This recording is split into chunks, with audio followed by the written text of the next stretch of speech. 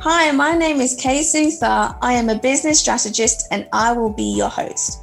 In this podcast, I'll be getting raw, real, and relentless whilst interviewing successful entrepreneurs from all over the world who specialize in different aspects of business.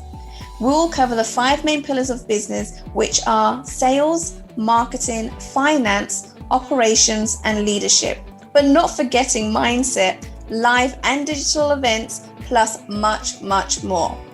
You will gain insights, tips and tricks, and discover jaw-dropping actionable steps that you will be able to put in place for your business right away. Oh my God, guys, I have an exciting guest for you today. He has been sought after by multi-7-figure companies as they go-to for filling rooms with the right people. He has created returns as high as 3,221% and has mentored with some of the biggest direct response marketers of all time, including Frank Kern, Dean Jackson, and Nicholas Kuzmich. He now helps speakers scale their business at will through his private agency and consultancy so they can invest even more time with their family and loved ones and less time working late hours, figuring out how the hell they're going to fill their rooms. He is here today to share with us why most people can't get Facebook ads to work for them and how to get even better results with a simple shift. Please welcome the amazing Victor Vento, Chief Messenger of Ventobot. Victor, welcome. Thanks, Kay. I appreciate it. Yeah, that was what an honor to be here personally, because I know the way we got connected and whatnot. So I do greatly appreciate being here and be able to serve everyone and provide them with some action that they can take. Do you know what? I am so glad that you came onto a show. I'm so appreciative for you to be here because I know you've got some crazy things, some, bombs to be showing to our clients today, to our audience today. People are going to be so overwhelmed by all the information you're going to give them. And I had to have you on the show. So thanks for being here today. So what I like to do is I always like to go straight into it because uncensored society are, we don't like fluff. We don't like BS. We go straight into the information and give people what they need. So before we really get into the nitty-gritty of everything, I would love for you to tell people a little bit about yourself and what you actually did before stepping in and building your own business. Sure. Yeah. So I've been in business for the last 5 years. 5 years, so almost 6 now. At the end of this year, it'll be 6. So what got me into it in the first place was this whole, I think what gets most people into it, right?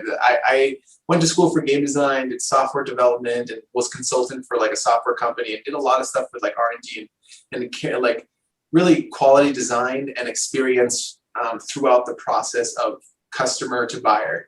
Right.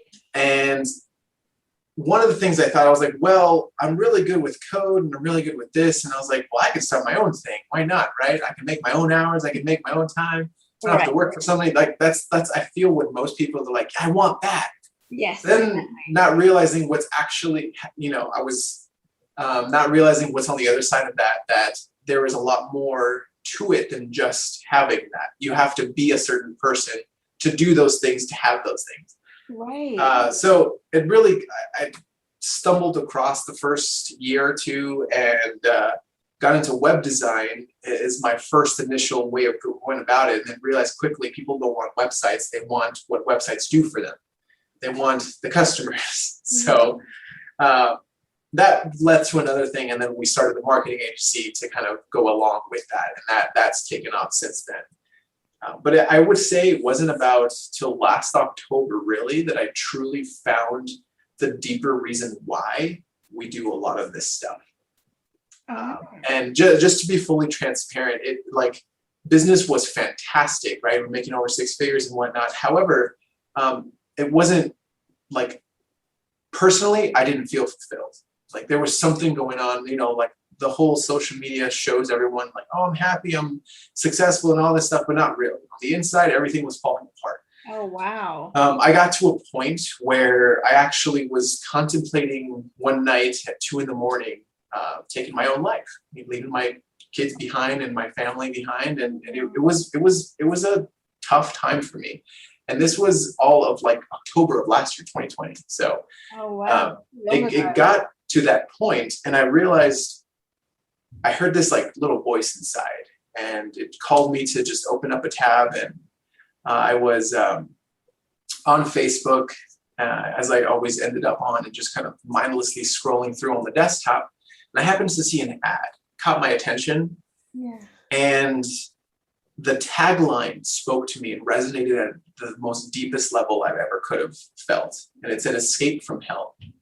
And the copy like walked me through explaining exactly what I was going through, right, and how I was feeling in business and in life, in marriage, with my kids, my wife, with everything, my body, health, like spiritually, everything. And so I clicked on it, and there was of course, there was this video that I watched, and it offered a program, and I was like, okay, sure, I'm in. I was already bought in by everything so far. Now, at that point, I realized this wasn't like most programs where I'm sure everyone has bought something before, where you're kind of like, yeah, this was a different experience. You were like legit, I was all in. There was no turning back. Right. That program has forever changed my life. Wow. And like I would say, since then, my life was fantastically surreal. And that only happened because I saw an ad on Facebook. Wow. And it resonated with me it was 2 a.m. So organically, you can't really, like, who's going to be up at 2 a.m, like posting something, So like, but that's often where you find your best people, not that time, but it's just in general, right? So with ads, you can reach people at the right time, at the right place, exactly where they're at. And that truly felt like that was to me, I'm like, this is why I do it. Because there's people like this, like me, who need to hear a certain message, need to enroll into a certain program, need to be saved by something, need to be like led into something that they couldn't see themselves, so that they can do the work and save themselves. And that's what people with events do, right? That's what people who run businesses do. They have this mission to reach people. And that is, I feel like that's when I truly found like my calling of why I do it. So that I would say is what it was. And since then, I've just been like, I feel like it's just been easier and easier to help people achieve that now. Wow. I mean, that is some story, Victor. Yeah. Well, that's mind blowing in itself. There's something that I need to let the audience know. I mean, you are a huge family man, right? Yeah. That family is everything to you. At what point did that change? And how did you manage to kind of balance building a business and also making sure you don't neglect your family? That's been hard. So I think that's what led up to that point, because I was under this impression that with business, I think, again, most people might start this way. They're like, I get into business because I want the freedom. And the freedom comes like, I can now treat, like, why do we want it? It's not just because, I know there's some people that will want, like, I want to be rich and I want to have and like flaunt it. And that's great. Everyone wants that at a certain point. But then there's like, you get to a certain level where you're like, I don't want just the things. I want what the things do. I want the experiences. I want to treat my family to vacations. I want to be able to go for a week-long vacation to this amazing national park and not have to worry about work and things like that. So the hard part at the beginning was I was so focused on the hustle of like, I'm going to grow the business. I'm going to grow the business, because once the business is grown, and here's the catch-22, right? Once the business is grown, then I can enjoy the freedom. Right. Okay. So you got to wait until you've grown your business to a certain point before you can even enjoy that. Yeah. And that was the mentality I had. Right? When in reality, it's not true. You don't have to grow the business to enjoy that. One of the beautiful things about running a business is you are the person, like, there are skills, foundational skills that you need, but outside of that, you can enjoy it while you grow. Right. I think what I found was there's power in investing time in your family bringing that power into your business? How much more powerfully do you show up when you know that your kids like love you and you've invested time with them and they're like, have a wonderful day, Dad? Like, how much more powerful will you show up on a sales call? How much more powerful will you show up in your marketing? Wow. Okay. Again, that's amazing things. And do you know what? There's a picture behind you that you mentioned on the previous call. Explain to our viewers what that means to you, what that picture is all about. So yeah, it's a picture of 4 elephants. My wife's favorite animal is elephants. And I actually got it at a speaking engagement. I was with another colleague of mine, and it's a fun story. So one of the things I saw, everyone asks me all the time, why not lions? Because it represents my family, right? And I get this all the time. Why not lions? Why not lions? And here's what it is. And it's so I love this because I get asked all the time, where the lions, and people think like lions mean power, king of the jungle and stuff like that. Here's the thing. It takes 2 male lions to take down a grown elephant. It takes 7 lionesses to take down a grown elephant. Elephants do not travel alone. And when they travel, the ground shakes. Animals move out of the way. Lions and elephants don't fuck with each other. They respect each other and they give each other space. So with my family, I walk and I go. People hear us coming and they move out of the way. Oh, wow. That was powerful in itself. I love that. I've never actually thought of it that way. That's a completely different perspective. And I absolutely love it. Do you know what? I probably will steal that from you. Yeah. Feel free to. Yeah, feel free to. But all right, let's get into the nitty-gritty of business now and what you actually do. So I heard that, a lot of people have been already talking. I know that you are already serving one of my partners in his rooms, which was just crazy how we kind of, got together and realized that. But you have this uncanny way of kind of, filling the rooms with the right people, with the right audience, which is your superpower. Tell us a little bit more about that and how you actually bring results to people. Yeah, so here's the fun part. We have yet to really talk about Facebook ads other than what I mentioned. Facebook ads is my favorite way of doing it. Facebook, Instagram ads, they're all part of the same tree, right? And the reason is because it's not like most direct response marketing channels. For example, like Google ads or like YouTube ads.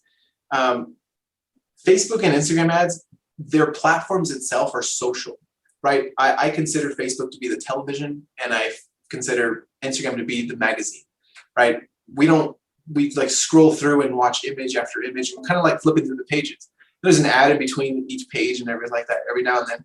On Facebook, kind of the same thing. We watch video after video, and then there's an ad usually sometime in there. So I think what most people get wrong and why they can't make everything work on that side of things with the paid traffic is they focus so much on having the ad do too much. The ad itself is more meant from that perspective. We're selling here. Come to our event. We're having this cool event. We're going to change your life and blah, blah, blah. That's not what people are on there for. I don't go on Facebook to go buy something. I go on there to connect with people, to interact, to see what people are up to, what new business things people are doing in their business, and what's happening with family and around the world. So when we understand that perspective, we can create an experience from that. And you may have heard me say that word experience a lot because it's a big thing for me. Right. I'm very intentional with how we create it. So when we start where people are at and have a conversation, for example, in that one ad that I got enrolled with is like Escape from Hell. That spoke to me with where I was. Right. I was already having those conversations. I was looking around for things like that. I may have been lurking and not commenting because I was afraid of expressing it externally, but that's usually what an ad's supposed to do. It's supposed to resonate with someone on a deeper level, right, and tell their story as if it was them, if it was you reading theirs.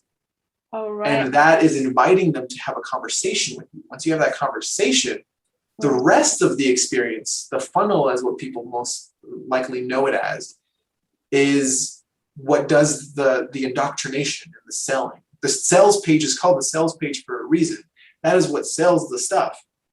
But we start a conversation and we provide insight and value ahead of time by making the person feel understood. That is the value. That is how we provide value in advance. I know we hear that all the time. Provide value in advance. What the hell does that mean? It's help the person feel understood. Right. So it means actually listening to them, find out where they're struggling, where their frustrations are, and actually having that solution and, and providing, a way out, a result, and to overcome these little obstacles that they have. Yep. Awesome. So, Victor, I got to ask you, and our audience needs to know, what qualifies you as an expert in this field? As a marketer, I say I'm a parent. Parents are the absolute best marketers ever. Like, think about it. You have to get your child to do things they don't want to do. Yes. Like all the time. I have to get my daughters my oldest, my little one is starting to clean because we're kind of already planting that seed, right? We're pre-framing. Mm-hmm. But we're doing that with our oldest too, our 5-year-old. How do I get her to clean her bedroom? I say like, hey, let's get this room vacuum ready. And that she knows that there's an end result. Yes. But she knows what I want too. And she knows how easy it is to get like, oh, okay, I just got to pick up the stuff from the floor.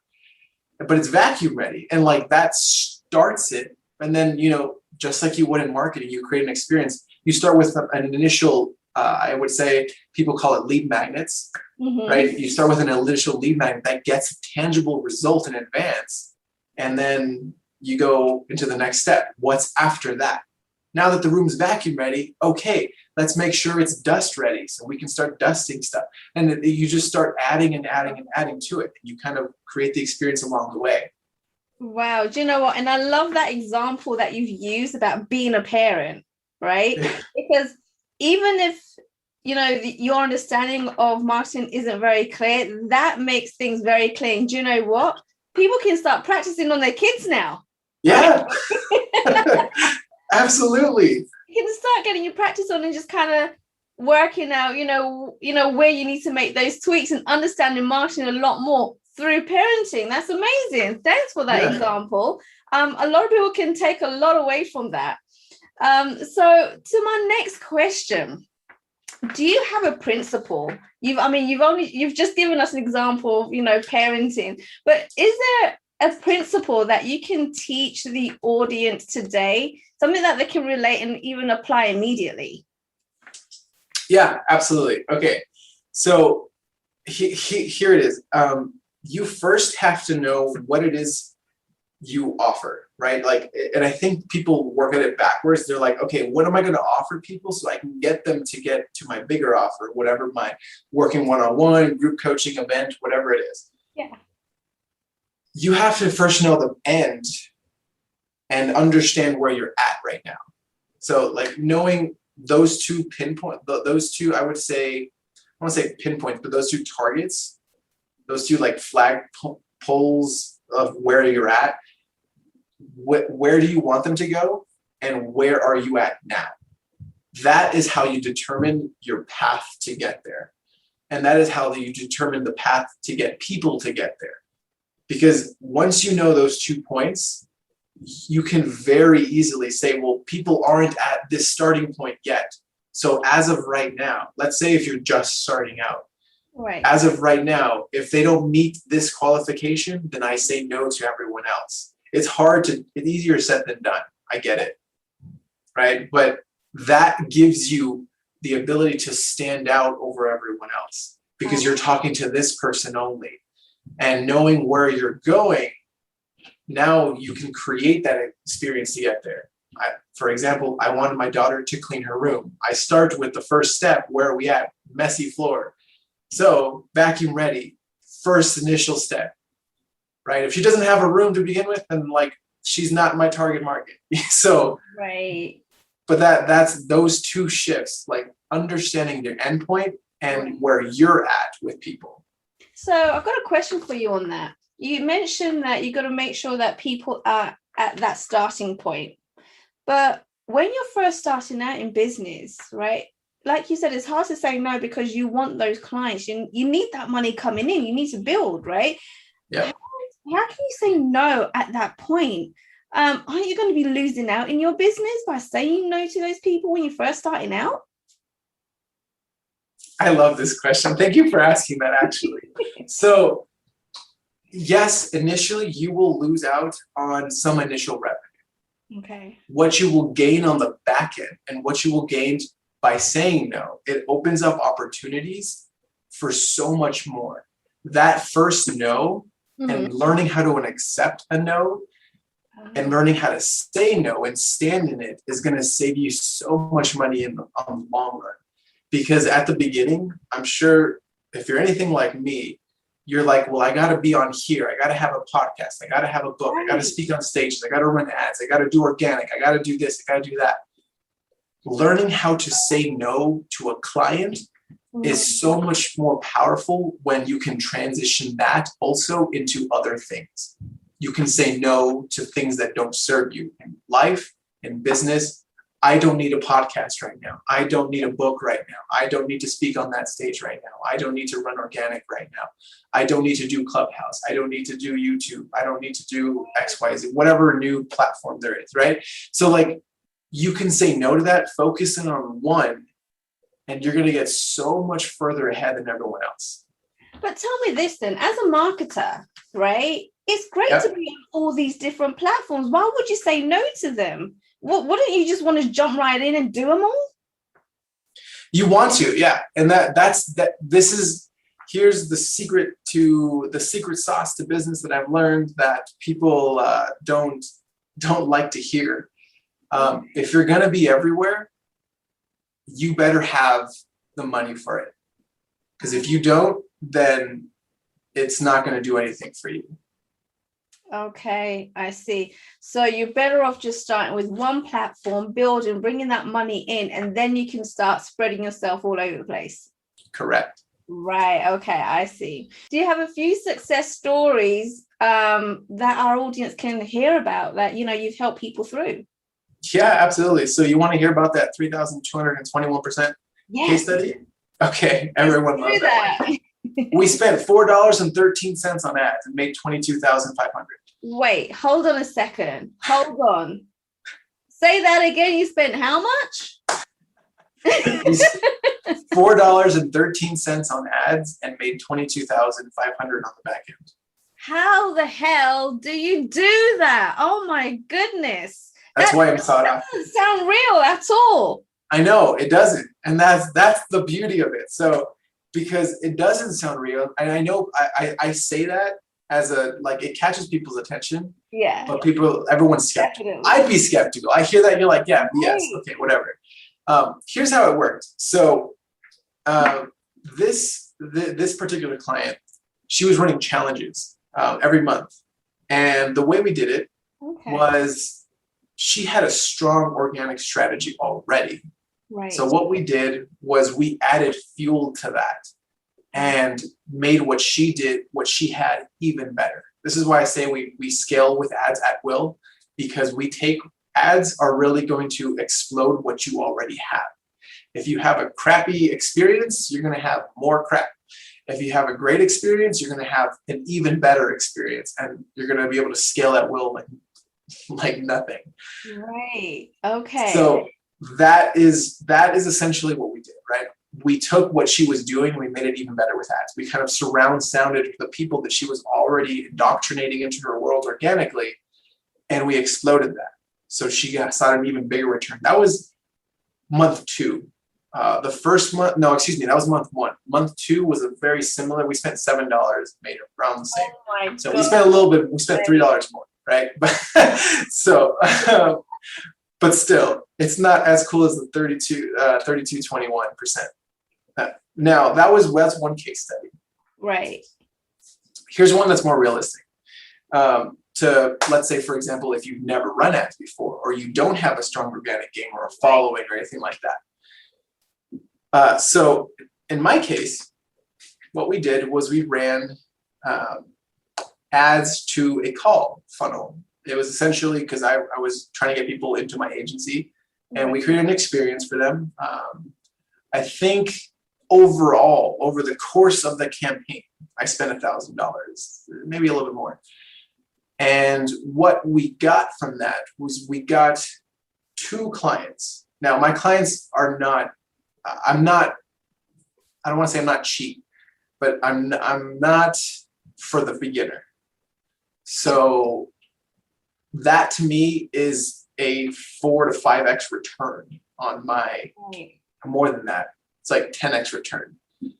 One client would be a 5x return. So I got the 10x return on that 1,000. Right. So that is how we did it. But I didn't have to pay that 1,000 until the end of the month. So over the course of that first month, I ran $1,000 in ads, got 2 clients at $5K, and made $10K, and I didn't have to pay the 1,000 until the end of the month. So like I could keep going. Right. So that is how I did it initially. Got it. Oh, wow. God, those are amazing successes that you've had there. And you know what? People are going to want to know more about you. They're going to want to reach out to you. Guys, if you are struggling with Facebook ads or, getting your rooms filled, whether it's digital events or live events, workshops, challenges, whatever it is, then Victor is your guy.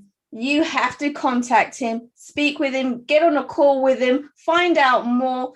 Victor, where can people go to get some additional free support and be able to contact you? Yeah, sure. So you can go to ventobot.com/15-VSL. That is it's like 14 minutes, 38 seconds, something like that video. It's almost a 15-minute video explaining the exact process we take. So it is an opt-in. Feel free to opt in. If you don't want to, you don't have to. But if you want to actually learn how we fill these challenges, events, workshops, then we use the same framework every time. And it's something you can go implement yourself. If not, if you want my team to take care of it, we can have a conversation with that on the back end. But that again is ventobot.com/15-VSL. Wow, amazing. Guys, you'll be crazy not to take up this offer. Look, you've got to speak to Victor. He's an expert in his field. He's got a whole team. Get on a call with him. Go download this program, this video. Go find out how you do this. And if you want to know more, contact Victor. Victor, it was such a pleasure to have you on our podcast. Thank you so much for coming on board. And God, you've been throwing out some bombshells out there today. Thank you again. Awesome. Well, thank you for having me. I appreciate it. No worries. Well, you take care, Victor. Until next time. Bye. Bye.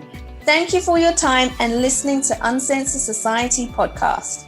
All resources mentioned throughout the episode will be added to the show notes, and you'll be able to find them at the bottom as you scroll down. Don't forget to go ahead and subscribe and leave a review in iTunes. Thank you once again.